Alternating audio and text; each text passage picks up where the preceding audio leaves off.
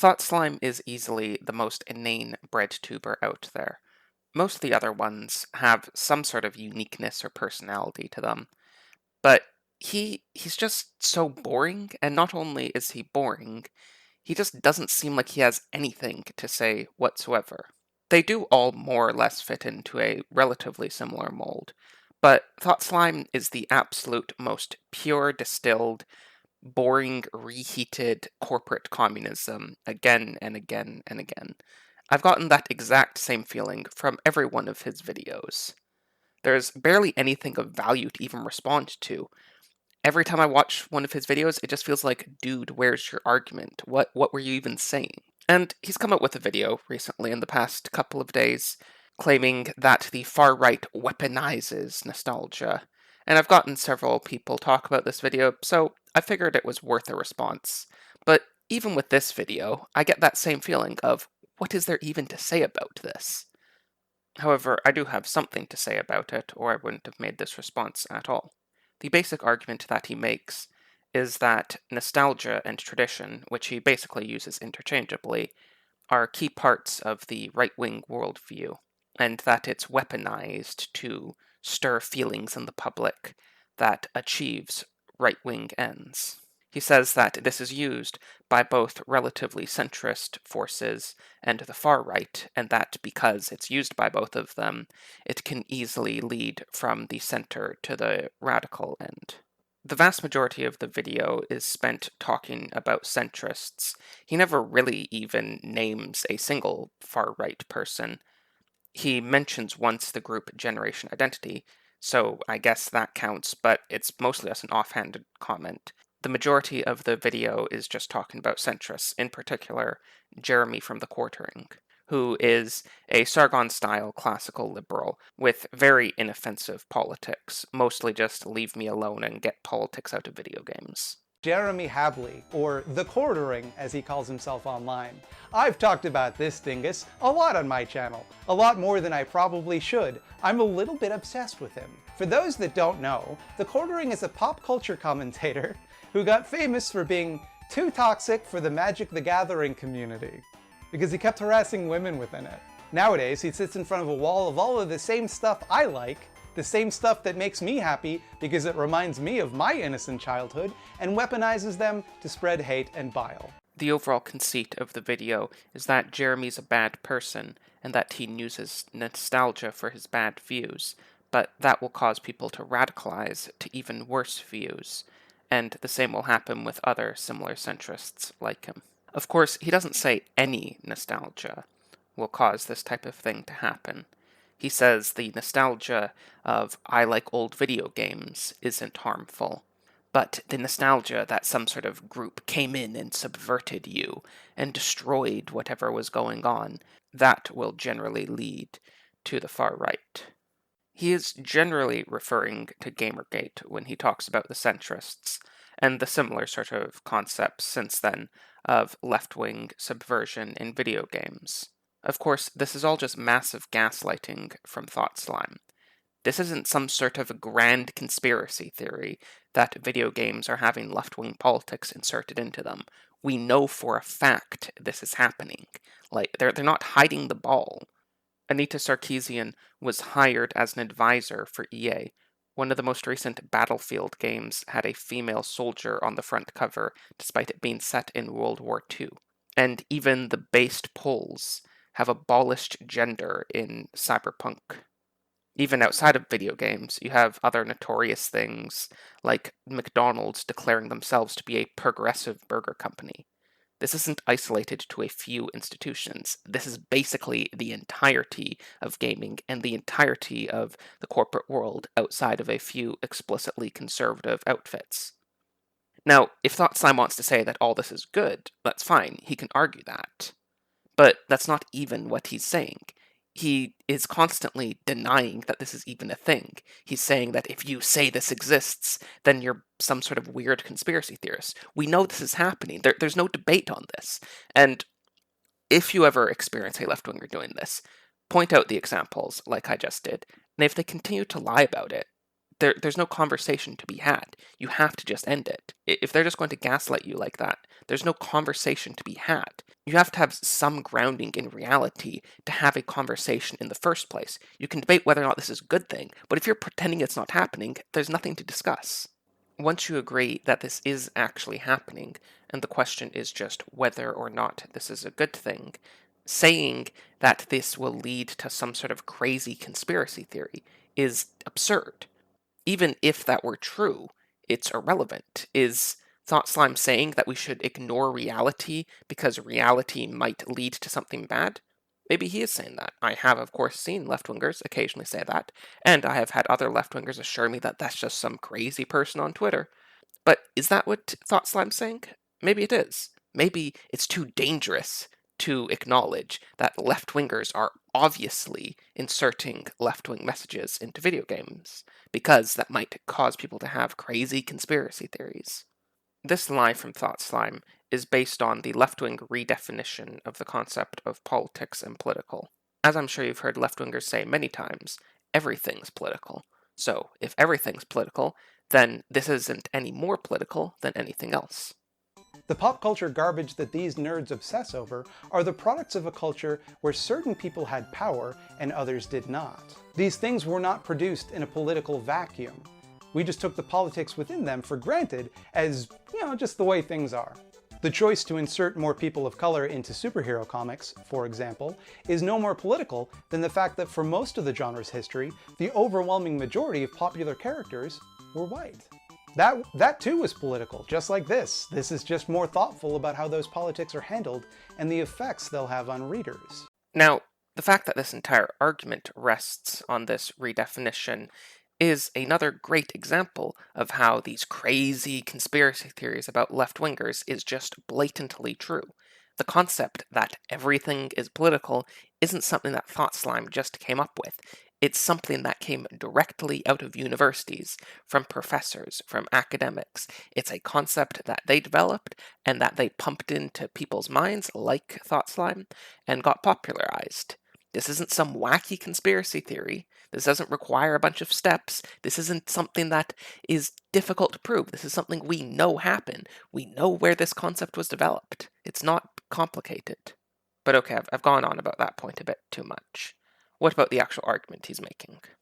There is a clear set of restrictions and obligations being placed on art because there is a specific political message that progressives want to push.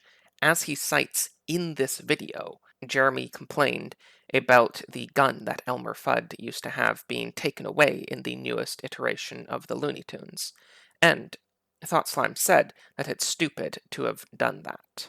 But this isn't a one-off. He says, oh, go just watch some other media if you don't like it. We already know. Go look at your emojis. They've all been turned into squirt guns. This isn't just something that happens once or twice. This isn't just, oh, go watch the media you like. This is a concerted effort to push left-wing messages. What Thought Slime is saying is that everything's political because everything's the result of some sort of vague political structures. Well, how about if the Gamergate crowd was slightly more clear? What if they said, don't insert things into video games because of a clear, direct political message? Which is obviously what's going on. Would that make him happy? And that's obviously what they mean. They're not saying that there's some sort of vague politics in video games. They're saying that there's a clear thing happening. There's a clear agenda. And this can't be denied, as I think I've already shown. But that's the point, and this is why you always need to be so intentional about the language you use when discussing politics, especially when discussing politics with left-wingers, because they're constantly redefining words. I'm sure Thought Slime knows there's a clear distinction between the way he's using the word political and the way the Gamergate crowd is using the word political. But he's trying to skip even having the debate. He's trying to say, oh, it's all just political. Again, just so he can not have to debate it, just so he doesn't even need to say, oh, this is good for these reasons. He just says, oh, everything's political, and this is just political in a better way. You need to call people out when they use language dishonestly, and if you cannot agree on reality, you cannot have any discussion whatsoever. So, that's a large part of the video, is him talking about politics in pop culture. The other part of the video is discussing tradition and nostalgia, and how it's intertwined with that first topic. And there it is very clear that he just doesn't understand the right's relationship with tradition at all. Now, he is referring to quote unquote fascism, and I don't know, maybe this is true of that specific ideology, though I kind of doubt that's true. He doesn't really strike me like he has an in depth knowledge of that. But of course, that isn't what he means. He's just using it as a pejorative. I doubt he has a clear understanding of what specifically he's talking about, and neither do I.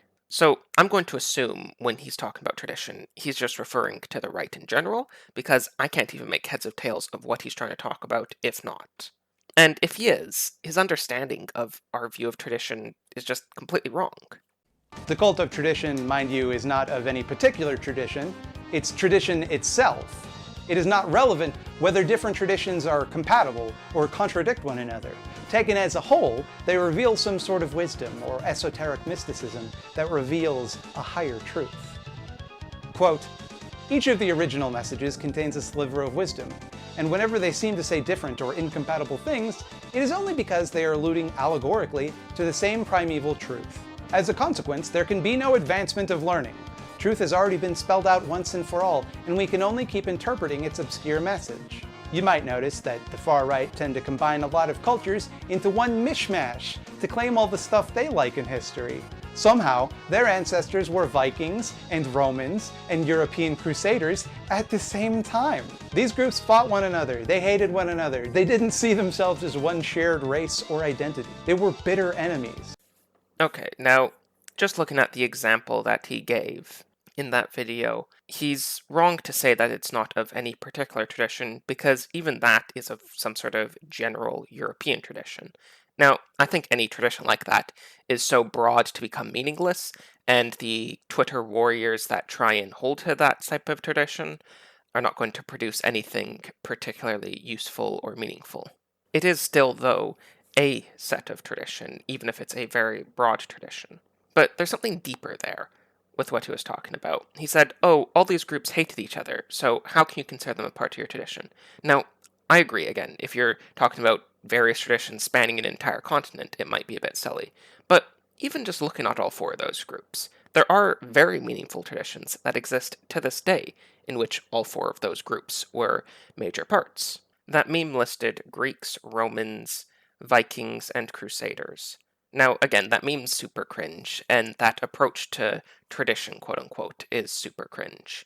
But if you look at, say, England, for example, all four of those groups have had a very meaningful impact on that country.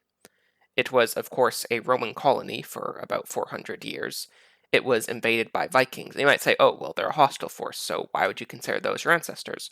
Well, if you have a cursory knowledge of English history, many of those Vikings settled in England, and if you're English, you're probably a descendant, at least in part, of those Vikings. And even if you aren't a genetic descendant, they certainly have affected the culture in many ways. And, of course, there were many English crusaders, Richard the Lionheart and all the other, and though there might not be much of a direct connection to Greece in terms of settlement, there still is, of course, a very meaningful cultural connection. For example, St. George was, of course, Greek. Or to take a even more concrete and specific example, which tradition should a modern Englishman see himself in? The tradition of the Norman conquest, or the tradition of the Anglo-Saxon kings before the Norman conquest? Now, I have occasionally on Twitter and other places seen some pretty cringe people that are really obsessed with one end or the other of that. But the real answer, the general answer that has been given to that, is that a modern Englishman is the descendant of both sides of that conflict. English culture and English society as it exists today would be radically different without either of those two sides. So, why is it that tradition's important? Well, first is just the humility and the understanding that tradition is why we are where we are. Left wing ideologies, all the way from the original liberalism to the more radical forms of left wing ideologies that exist today, have always emphasized some sort of blank slate, some sort of radical break from tradition. The right wing understanding is that tradition is something that's a part of your society, that your politics can't exist independent of your tradition, and that's meaningless to act as if it is. And this isn't any sort of radical view. This is shared by anyone from Burke to Chesterton. Tradition is just at the basis of what it means to be any type of conservative. Beyond the understanding that we would not be where we are now without the traditions that we have inherited, tradition is also important just by the fact that it's an evolutionary process. If people have done something for a very long time in a particular way, that does not at all necessarily mean it's correct, but that does mean that it's functional. This is the classic Chesterton's fence. If a fence is there, if it's been standing for a long time, it probably has a reason.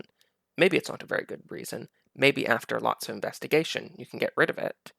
And this is the lie in everything ThoughtSlime's saying. He's saying that the way right-wingers view tradition is it's just some completely arbitrary thing that you have to hold to. This is just obviously not true. You can change traditions when they're harmful, but the point is that you shouldn't always change them. The point is that you should have a bias towards them. That if the question is 50-50, if you're just not really sure, then the assumption should be on the side of the fence that already exists, that already functions. Thank you everyone very much for watching. Please donate if you enjoy this content, it really does help me out.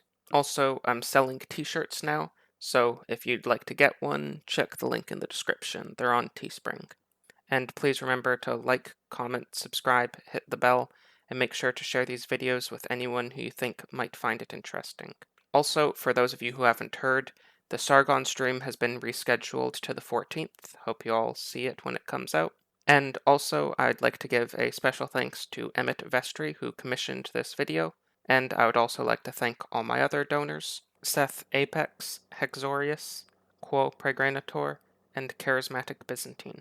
Thank you everyone very much for watching, and goodbye.